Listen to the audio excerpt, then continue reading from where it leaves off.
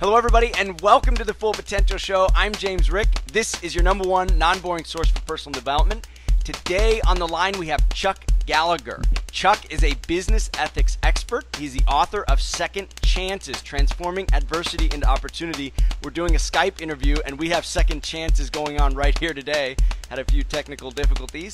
Chuck, thank you so much for being on the Full Potential Show. James, it is my pleasure. Thank you so much. Chuck, let's begin with a brief story on your background. Well, James, I wish I could say differently, but here's a reality check for me. Back in the 80s, I was a tax partner in a CPA firm. I was a teacher of continuing education for CPAs. I testified before Congress. There were a lot of things that seemed to be going very well from a career perspective. I guess from a Wall Street wannabe type, the career was going very well in business. But I must have fallen off the turnip truck or something, hit my head, because the reality also was that I created a Ponzi scheme.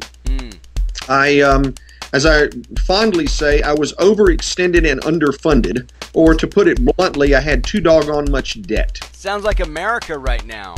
America's running a Ponzi scheme. Well, it really is, and in fact, that's the funny you mentioned it's a whole nother show, isn't it? It is. It's a title of a new book called The Great American Ponzi Scheme, but you're right. That is another show. So, one of the things. Yeah, keep going.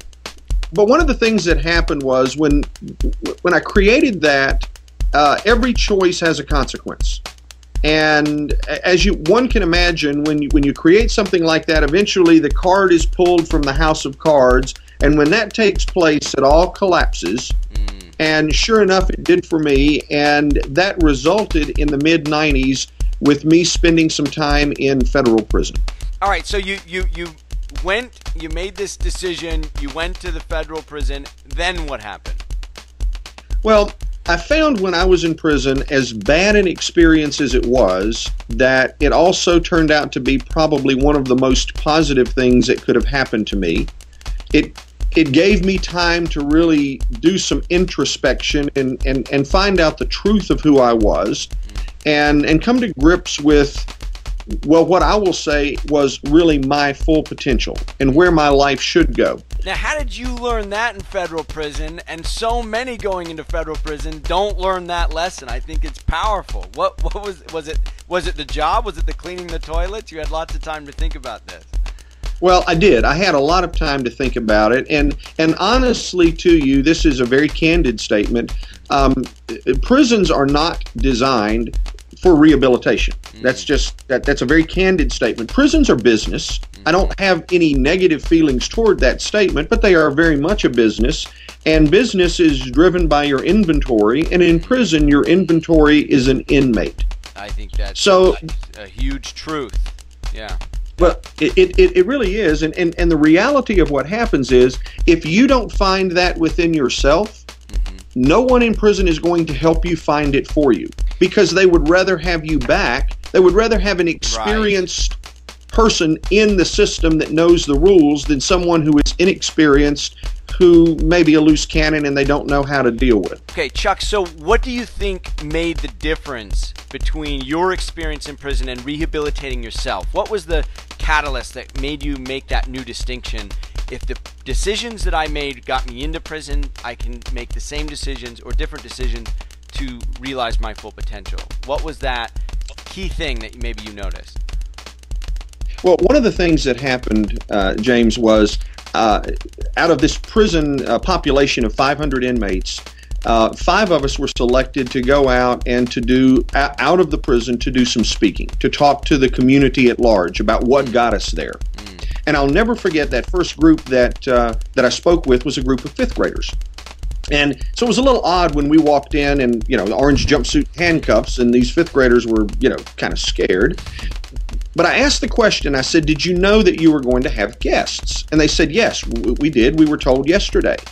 And I said, okay, so if you had seen someone walking down the hall, how would you have known that was the guest you were expecting?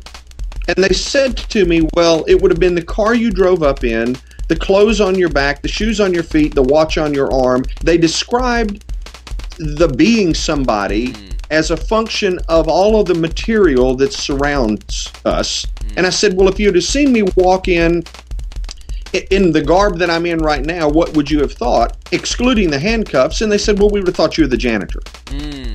So it hit me in that moment that if as early as the 5th grade, if people are connecting that material possessions are what define the value of a person, then I need to step back and look at myself and ask myself, why did I do what I did? And is there something that I can do different? And I think that was really a profound turning point, that I could take my experience and willingness to be open about it and share that with others, and perhaps, just perhaps, it would connect the dots somewhere so that they could realize that success is not a function of stuff. It is a function of the interaction that we have with other people. I want to say thank you so much. I think you have some powerful lessons to share.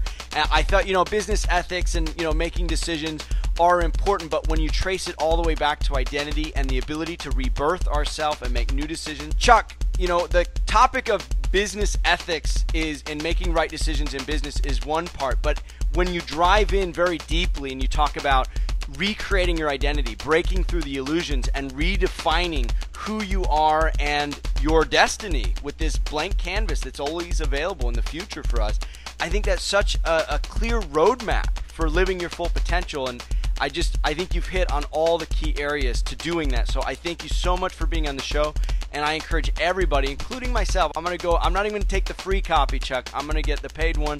Thank you so much for being on the show.